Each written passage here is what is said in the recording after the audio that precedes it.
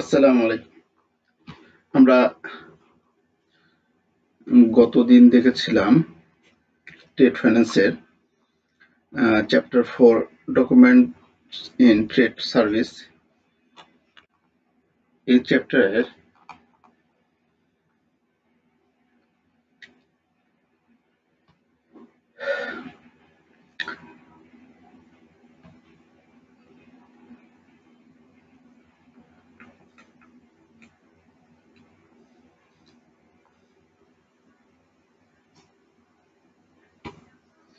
পরিবহন নথি নিয়ে আমরা আলোচনা করছিলাম।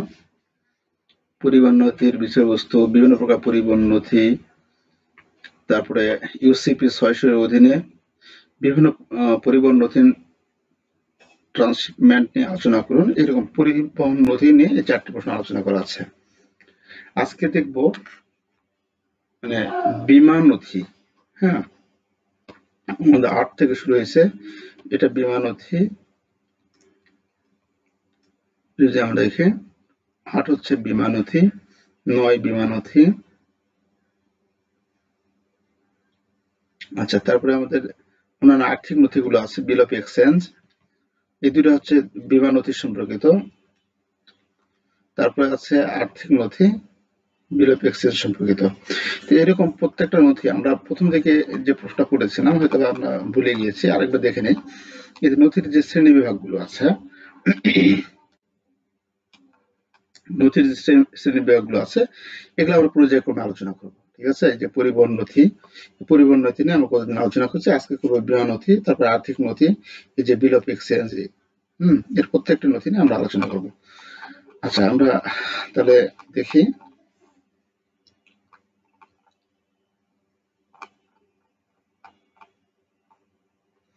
এটা মুখস্থ না, আপনারা একটু ধারণা রাখবেন এই বিষয়গুলো।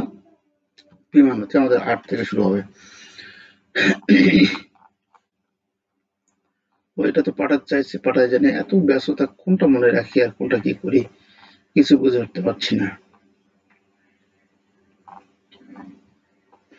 এখানে অবশ্য আপনারা দেখে নিতে পারবেন, এটা অ্যাপ্রোপ্রিয়েট ডকুমেন্ট বলা আছে, যথোপযুক্ত দলিল। 1 নম্বর যথোপযুক্ত দলিল, 2 নম্বর হচ্ছে signing capacity, journey, date, risk. তো এখানে আমাদের যথোপযুক্ত যে বলা আছে, এখানে অ্যাপ্রোপ্রিয়েট মানে কি, যথোপযুক্ত ডকুমেন্ট, ডকুমেন্ট মানে যথোপযুক্ত নথি। ইউসিপি 600 অনুযায়ী 3টি নথি রয়েছে: বীমা নীতি, বীমা সার্টিফিকেট এবং খোলা কভার অধীনে ঘোষণা। এটা হচ্ছে আমাদের বীমা নথি। ইউসিপি 600 অনুযায়ী বীমা নথির তিনটি বীমা নথি বা বীমা নথি আলোচনা করুন। তখন আমাদের 3টে আলোচনা করতে হবে। এটা কিন্তু একবার ডাইরেক্ট আপনাদের টেক্সট বই যেটা দেওয়া আছে, সেই টেক্সট বই থেকে কিন্তু এটা নেওয়া। হ্যাঁ, আচ্ছা, বীমা কোম্পানি। তারপরে এখানে আমাদের বলা আছে, এটা একটু ইয়া করবেন, আমি দেখি।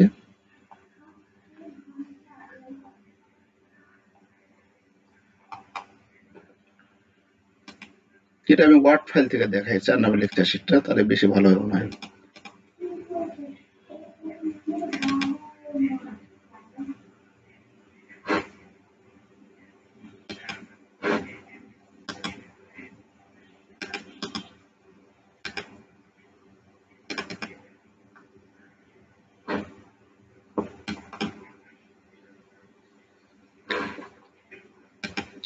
এটা আপনাদের শেয়ার করি।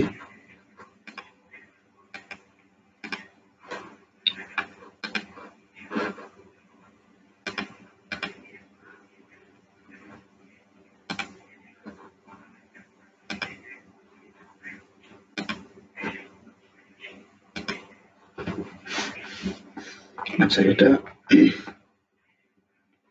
আমাদের ওয়ার্ড ফাইল।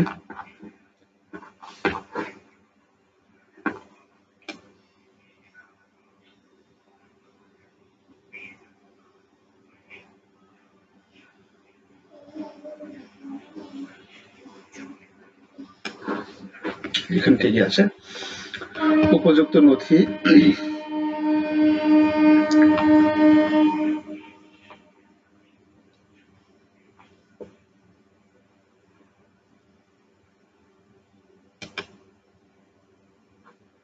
সেটা আমি একটু ইয়ে করি।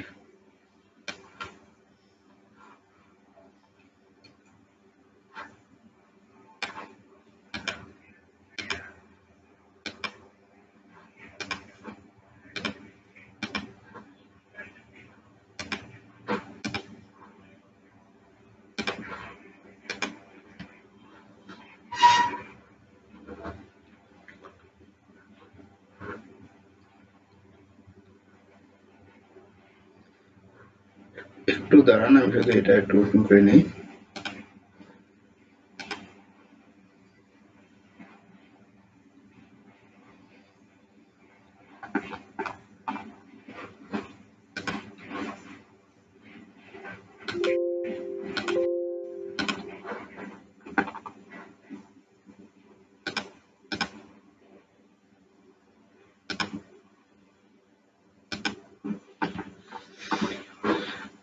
আচ্ছা, এখানে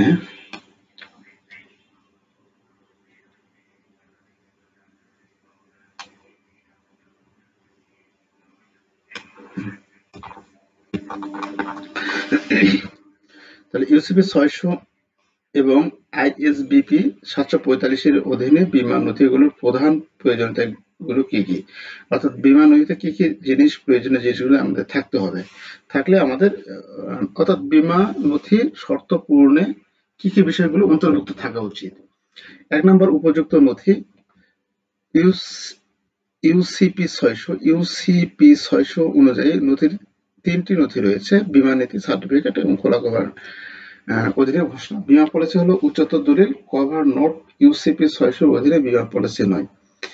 তো ইউসিপি 600 অধীনে আমাদের কভার নোটটা বীমা পলিসি নয়। বীমা নীতি হচ্ছে এই দুটো আমাদের কার্যকর, বীমা নীতি এবং বীমা সার্টিফিকেট, এই দুটি হচ্ছে আমাদের মূল ডকুমেন্ট।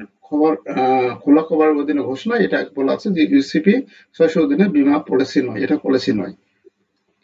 আপনাদের এই যে ইয়েটা ডকুমেন্টটা, এই যে প্রশ্নটা, এই প্রশ্নটা আমাদের সরাসরি বই থেকে টেক্সট বই এইভাবে দেওয়া আছে।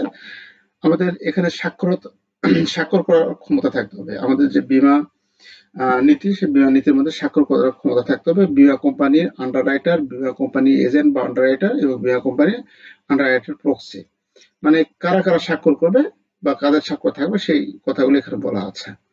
যাত্রা, আমাদের যাত্রার তারিখ, ন্যূনতম কভারেজ এলসি যাত্রা, আমাদের যাত্রা এলসির যে যাত্রা, সে ন্যূনতম কভারেজ কত সেটা আমাদের এখানে সব উল্লেখ থাকবে। তারিখ আছে, তারিখ উল্লেখ থাকবে। ঝুঁকি আছে, কোন কোন ঝুঁকিগুলো কভারেজ করবে। যেমন যেমন আমরা ব্যাংকের ক্ষেত্রে দেখবেন,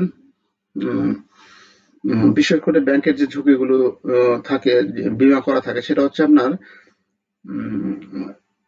ক্যাশ ভোল্টের যে ইন্স্যুরেন্স আছে, ইন্স্যুরেন্স কপি আপনি ইনসার্চকে দেখলেই আপনি বুঝতে পারবেন, অথবা ব্রাঞ্চ ম্যানেজার ওখানে ফটোকপি থাকে আর কি। ওখানে আমাদের ইন্টারেস্ট নামে একটা ইয়ে আছে, ইন্টারেস্ট। বীমা নথিতে ইন্টারেস্ট নামে একটা ইয়ে আছে। এখানে লেখা থাকবে যে বার্গলারি না ফ্লাড না কি, মানে ফায়ার না কোন কোন ঝুঁকিগুলো কভার করবে, সেটা এখানে ইন্টারেস্টে এখানে লেখা থাকবে। এরকম আমাদের ঝুঁকিগুলো যে থাকবে, সেই ঝুঁকিগুলো কোন ঝুঁকিগুলো কভার করবে সেখানে আমাদের লেখা থাকবে। এই ঝুঁকি বীমা নীতিতে আমাদের লেখা থাকবে এটা, যে কোন কোন ঝুঁকিগুলো সে কোম্পানিগুলো কভার করবে। তাহলে এখানে আমাদের কি উপযুক্ত নথি থাকবে, উপযুক্ত একটা নথি, যথোপযুক্ত নথি থাকবে, স্বাক্ষর করার ক্ষমতা থাকবে, যাত্রা থাকবে, যাত্রার তারিখ থাকবে, ঝুঁকি থাকবে, কোন কোন ঝুঁকিগুলো কভার করবে সেটা দেওয়া থাকবে। তারপরে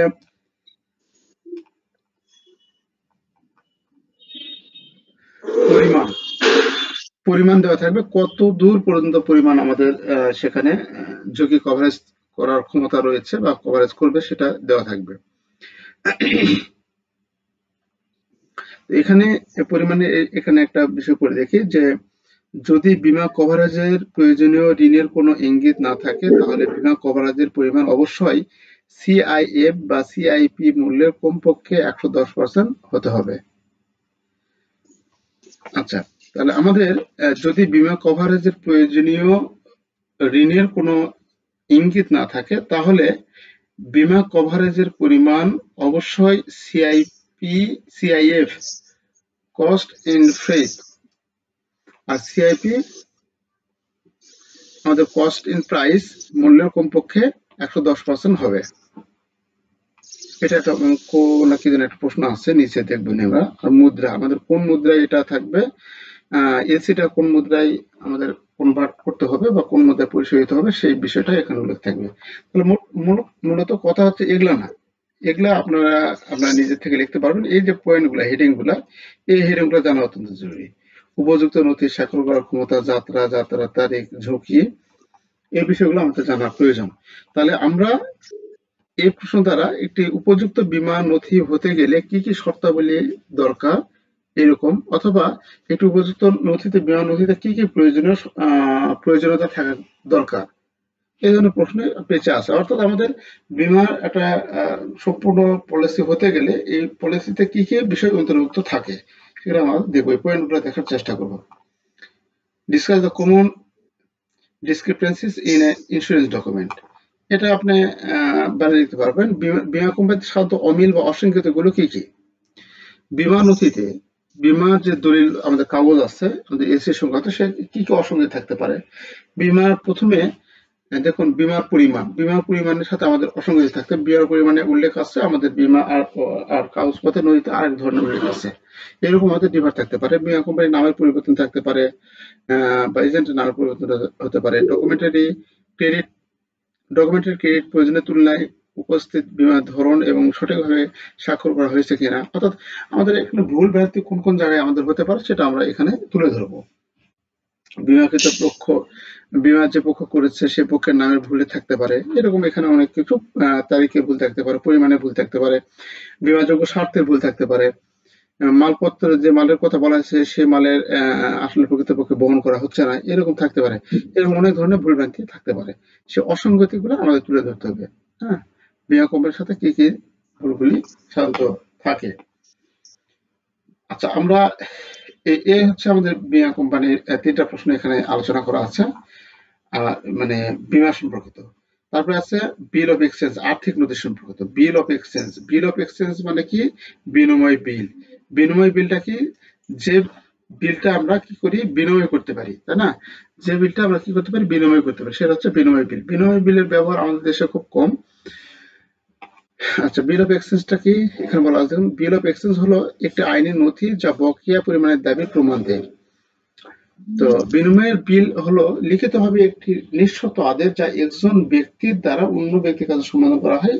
এটি প্রদানকারী ব্যক্তি দ্বারা স্বাক্ষরিত, যার কাছে এটি চাহিদা অনুযায়ী বা একটি নির্ধারিত ভবিষ্যতের সময়ে অর্থের একটি নির্দিষ্ট পরিমাণ অর্থ নির্দিষ্ট ব্যক্তিকে বা গ্রাহককে তার আদেশে পরিশোধের জন্য অর্ডার দিয়ে থাকে। অনেক বিশাল বড়, এখানে হাবিজাবি অনেক কিছু লেখা আছে। মোট কথা যে আমরা যদি কারোর কাছ থেকে টাকা পাই বা কারোর কাছে যদি আমরা বাকিতে বিক্রি করি, তার কাছে আমরা টাকা পাবো।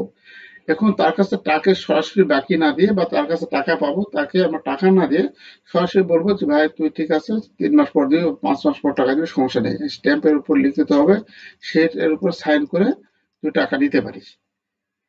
এটার নাম হলো আমাদের কাছে বিনিময় বিল। যে আমরা যখন এরকম একটা চুক্তি স্বাক্ষরিত করে যখন আমরা টাকা ঋণ দিব, বাকিতে বিক্রি করবো, সেটা হচ্ছে বিনিময় বিল। এই বিনিময় বিলের ব্যবহার বাংলাদেশে তেমন নাই বললে চলে আর কি। বাইরের দেশে এগুলো ব্যাপক আছে। এই বিনিময় বিল দিয়ে এটা ব্যাংকের সাথে এক্সচেঞ্জ করতে পারে, যে বাটাকন করতে পারে। তো এরকম আমাদের থাকে। বিল অফ এক্সচেঞ্জ বলতে আমরা বুঝি যে বাকিতে ক্রয় বিক্রয়ের ফলে অথবা ঋণ প্রদানের ক্ষেত্রে অথবা কোন টাকা ধার দেওয়ার ক্ষেত্রে আমরা যখন কাস্টমারের কাছ থেকে যখন লিখিত দলিল নিই, হ্যাঁ, সেটা হচ্ছে বিল অফ এক্সচেঞ্জ। তো বিল অফ এক্সচেঞ্জের প্রাথমিকভাবে 3টে পক্ষ রয়েছে: ড্রয়ার মালিক, তারপরে ড্রয়ি, তারপরে হচ্ছে প্রাপক। তো বিনিময় বিল ড্রয়ারকে যে তৈরি করে, অর্থাৎ যে টাকা ধার দিবে, হুম, যে টাকা ধার দেবে। আর ড্রয়ি হচ্ছে কি, যে টাকা ধার নিবে, সে হচ্ছে ড্রয়ি।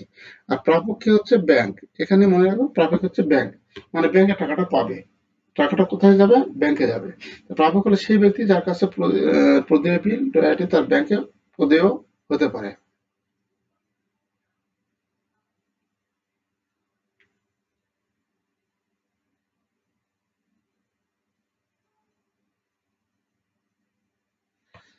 আচ্ছা, প্রাপক তাহলে মূলত ব্যাংক বলতে আমাদের ব্যাংকে যে অ্যাকাউন্ট ঢুকবে সেটা হচ্ছে আমাদের কাছে প্রাপক। তো বিল অফ এক্সচেঞ্জের তিনটে পক্ষ, একটা হচ্ছে ড্রয়ার, একটা হচ্ছে ড্রয়ি, আর একটা হচ্ছে প্রাপক। তো একটি ডকুমেন্টারি ক্রেডিট প্রসঙ্গে উপাদানগুলি নিম্নভাবে দেখাতে পারে: যে ব্যক্তি এটি দিচ্ছেন উনি ডকুমেন্টারি ক্রেডিট ড্রয়ার, উনি ডকুমেন্টারি ক্রেডিট ড্রয়ারের সুবিধাভোগী, অর্থাৎ যে ঋণ দিচ্ছে। সহজ কথা, এটা আমরা ভুল করি, যে ঋণ দিচ্ছে। হুম। আর যার কাছে সম্বোধন করা হয়েছে তিনি হলেন ইস্যুকারী ব্যাংক, মনোনীত ব্যাংক বা রিম্বার্সিং ব্যাংক, ড্রয়ি। চাহিদার ভিত্তিতে বা একটি নির্দিষ্ট বা নির্ধারিত ভবিষ্যতের সময়ে অর্থ প্রদান হলেও বিনিময় বিলের তারিখের পরে বা বিনিময় বিলের দৃষ্টিতে একটি নির্দিষ্ট সময়ে।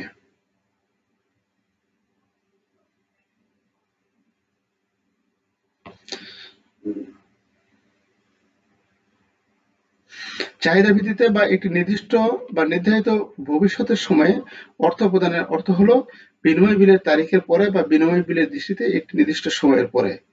মানে আমরা চাহিদা ভিত্তিতে যখন আমরা বিনিময় বিলে যখন স্বাক্ষরিত হবে তখন এই টাকাটা কখন পরিশোধিত হবে, একটি নির্দিষ্ট সময় পরে, অর্থাৎ বিনিময় বিলের যে ডেট বা তারিখের কথা উল্লেখ থাকবে সেই উল্লেখে আমাদের এটা সেই উল্লেখিত তারিখে এটা পরিশোধিত করতে হবে। একটি নির্দিষ্ট পরিমাণ অর্থ কথায় এবং সংখ্যায় দেখানো হয়। বিনিময় বিলে একটি নির্দিষ্ট সংখ্যায় কথায় এবং মানে 100 টাকা, 100 টাকা লেখে আবার এর কথায় লিখতে হবে 100 টাকা মাত্র। আচ্ছা, এটা হচ্ছে বিনিময় বিলে। বিনিময় বিলে তিনটা প্রকার থাকে: ড্রয়ার, ড্রয়ি এবং প্রাপক। আর ডিসকাস দ্য আইএসবিপি 745 এর অধীনে বিল অফ এক্সচেঞ্জের মৌলিক প্রয়োজনীয়তাগুলো কি কি? মানে বিল অফ এক্সচেঞ্জ হতে গেলে কি কি বিষয়গুলো অবশ্যই প্রয়োজনীয়? ড্রয়ার, ড্রয়ার, তারপর আছে ড্রয়ি, ইস্যু করার তারিখ, ড্রয়ার, ড্রয়ি, ইস্যু করার তারিখ, পরিমাণ, মেয়াদকাল, সম্বোধন এবং পরিবর্তন, পরিপক্বতার তারিখ, গণনা।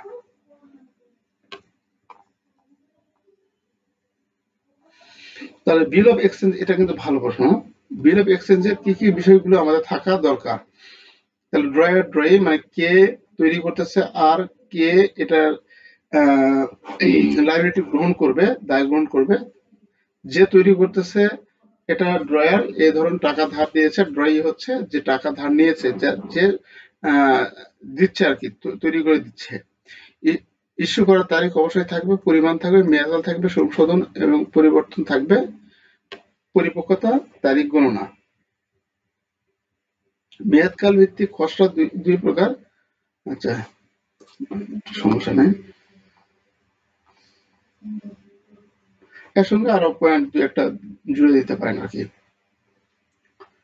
অর্থাৎ বিনিময় বিল অবশ্যই অবশ্যই আমরা বাইরের দেশে যে টাকা মানে আমাদের প্রয়োজন হয় টাকার, তাহলে আমাদের কাছে সেই বিনিময় বিলটা আমরা ব্যাংকের কাছে এক্সচেঞ্জ করে সে বাট্টাকরণ করে টাকাটা নিতে পারি, টাকাটা গ্রহণ করতে পারি, সেটা হচ্ছে বিনিময় বিল।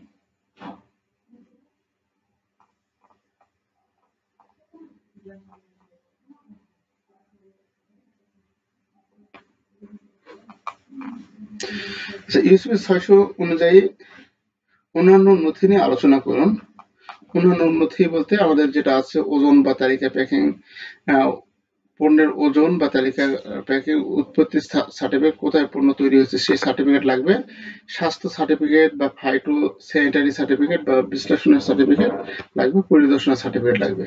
হ্যাঁ, তাই এই ধরনের হচ্ছে অন্যান্য নথি। এগুলো আমাদের যে আমরা নথি এর আগে যে দেখলাম ওই নথিগুলোর বাইরে অন্যান্য নথি হিসেবে এগুলা কাজ করে।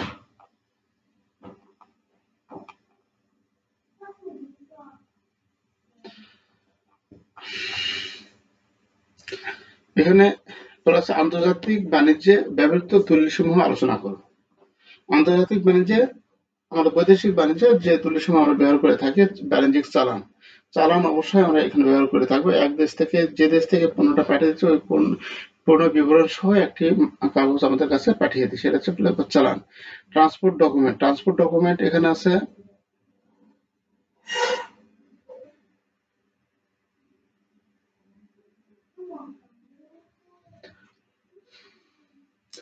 ব্যালিস্টিক চালান, ট্রান্সপোর্ট ডকুমেন্ট, বহনপত্র, এয়ারওয়ে বিল, ট্রাক রসিদ, কুরিয়ার, জাহাজ ভাড়া ইত্যাদি আমাদের থাকে আর কি।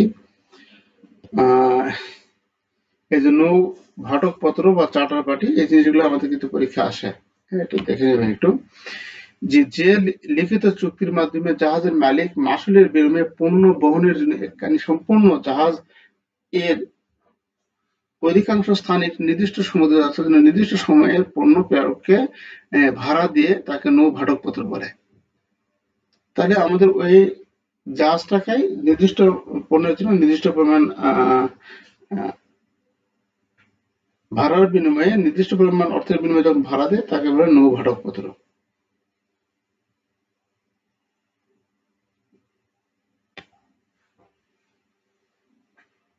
এটা আমাদের কিন্তু ইয়ে আসে, টিকে আসে। আর আছে বীমা নথি, অবশ্যই আমাদের বীমা নথি থাকতে হবে। এখানে বীমা নথি যা অন্যান্য নথিও দিবেন, এরপরে যদি দিতে চান তা দিতে পারবেন অন্যান্য নথি।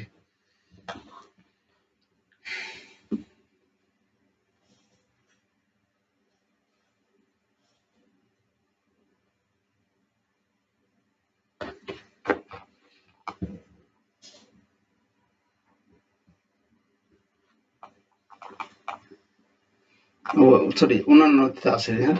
আর্থিক নথিতে আছে, আর্থিক নথি আছে, অন্যান্য নথি আছে।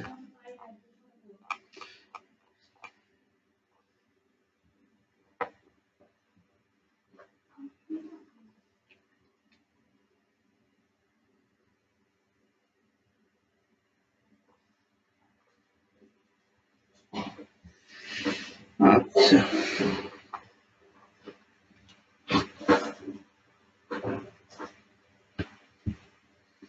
মজুল ভাই আছেন নাকি?